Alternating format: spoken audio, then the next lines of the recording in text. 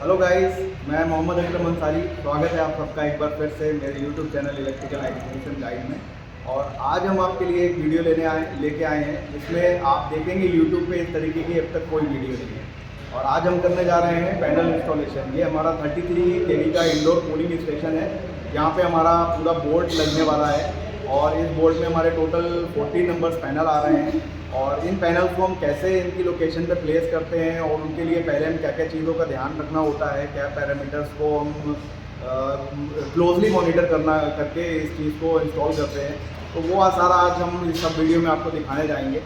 Starting से start करेंगे। हमारे पास मटेरियल आता है तो हम उसको पहले अब अनलोड करते हैं। अनलोड करने के बाद हम उसको कैसे इंस्पेक्ट करते हैं, कौन सा पैनल किस ऑर्डर में आना है, किस लोकेशन पे आना है, ये सारी चीज़ें देखते हैं। और फिर हमारा जो फैब्रिकेशन हो रखा होता है बेस फ्रेम का, उसको उसके अकॉर्डिंग अब हम आगे कैसे कैसे क्या करते हैं वो हम आपको दिखाएंगे। तो चलते हैं और आगे आपको दिखाते हैं किस तरीके से हम ये पैनल की इंस्टॉलेशन करते हैं। तो आगे चलते हैं। तो जैसा कि आप देखेंगे, सबसे पहले हमारे पास जो मटेरियल आया था, जो हमारे पैनल आए थे, वो यहाँ पे हमने अनलोड करे थे। और इस तरीके से इस साइड भी पैनल अनलोड करे हुए हैं। ये हमारे जैसे मैं पहले भी वीडियोस में आपको दिखा चुका हूँ, हमारे 3 एसटी रूम हैं। ये नंबर 1 है, नंबर 2 है और फिर वो लास्ट में नंबर 3 है। तो अब हमने सबसे पहले क्या किया, जो हमारे पास मटेरियल आया था, ये एक बोर्ड है। बोर्ड में टोटल हमारे 14 नंबर्स पैनल हैं।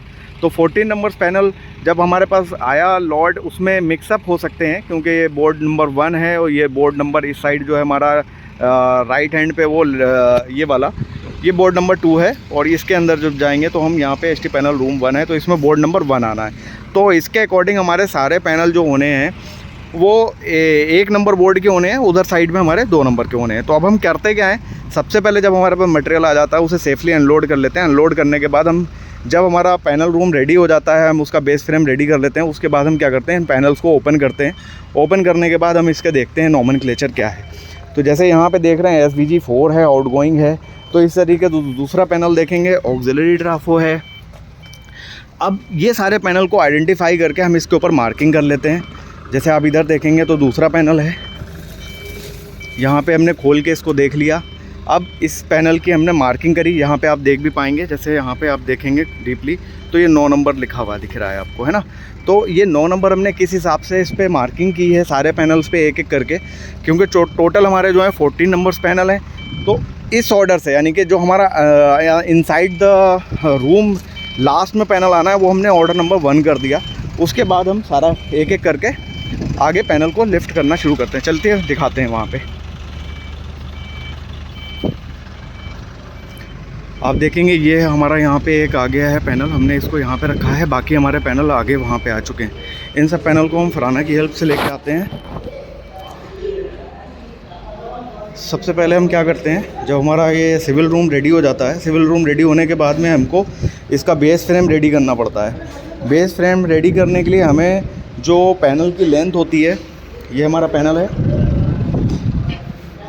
ये पैनल है। इस पैनल की लेंथ हमने फ्रंट से और बॉटम एंड से दोनों से मेज़र करनी है। मेज़र करने के बाद में हमने वहाँ से देखना है कि हमारा ये चैनल की डिस्टेंस कितनी रहनी है, यानी कि इसकी विड्थ कितनी है। फिर वो वहाँ से इस तरफ कितनी हाइट तक, कितनी लेंथ तक आएगा। तो उसमें भी बीच में हमने एक सपोर्ट दे दिया जाता है इसमें। तो इस तरीके से सारे पैनल्स की मेज़रमेंट करके या GI ड्राइंग देख के भी आप बना सकते हैं।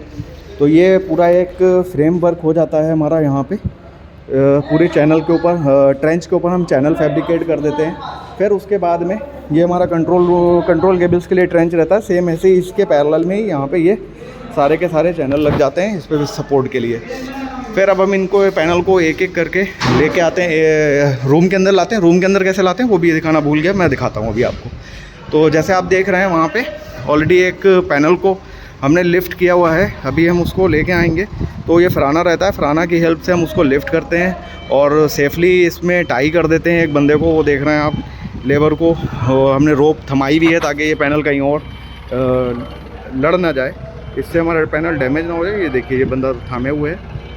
इस तरीके की सेफ्टी प्रिकॉशंस लेनी पड़ती है। फिर इसके बाद हम यहाँ तक लेके आएंगे।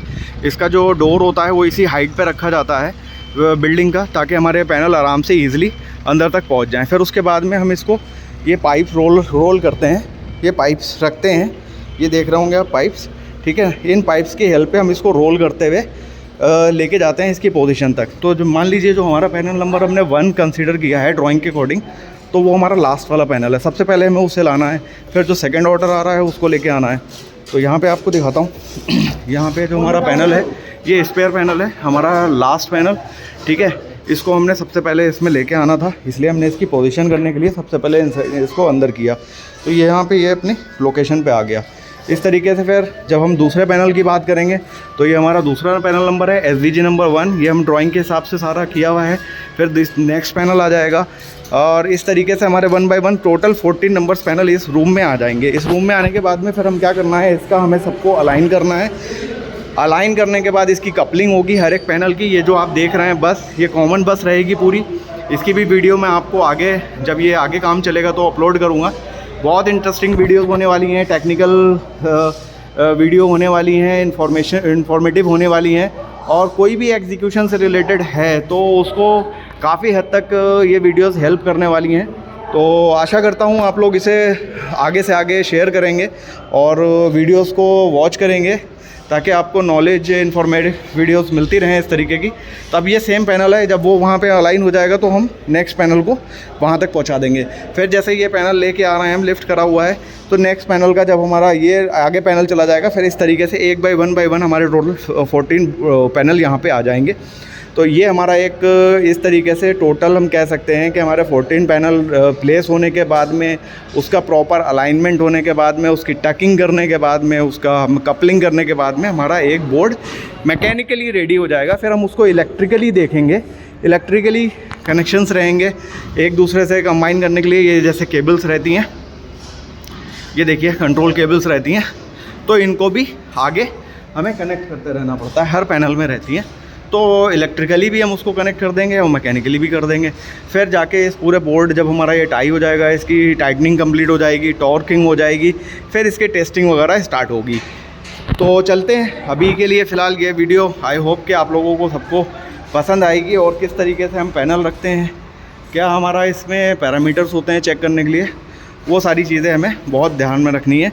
खासकर जब मटेरियल अनलोड होए तो उसका प्रॉपर इंस्पेक्शन तो नहीं हो पाता है, मगर जब हम प्लेसिंग करें उस टाइम पे वीडियो बनाएं ताकि अगर किसी तरीके का कोई डैमेज अगर आ रहा है तो हम अपने OEM को इन्फॉर्म कर पाएँ विद प्रूफ।